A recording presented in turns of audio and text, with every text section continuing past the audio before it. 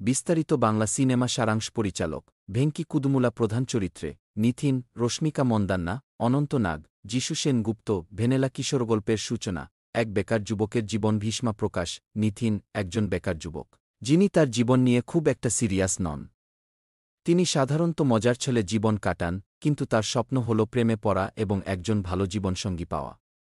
যদিও তিনি এখনও প্রেমের ক্ষেত্রে সফল নন, তবুও ভালোবাসার প্রতি তার আকর্ষণ প্রবল। ভীষ্মের জীবনে সবচেয়ে বড় সমস্যা হল চাকরির অভাব। তাকে কেউ গুরুত্ব সহকারে নেয় না, কারণ তিনি এখনও প্রতিষ্ঠিত নন। তিনি একজন মধ্যবিত্ত পরিবারের ছেলে এবং তার বাবা সবসময় তাকে একটা ভালো কাজ খুঁজে নিতে বলেন। কিন্তু ভীষ্মা এখনও জীবনে স্থির হতে পারেননি।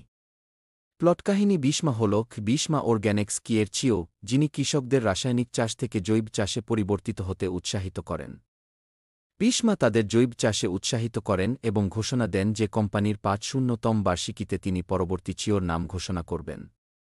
এদিকে ভীষ্মা ফ্র্যাসাদ একজন সিঙ্গেল ব্যক্তি যে ভালোবাসার সন্ধান করছে। সে তার বন্ধু পরিমলের বসের বিয়ের আগের পার্টিতে যায় এবং সারার সঙ্গে দেখা হয়।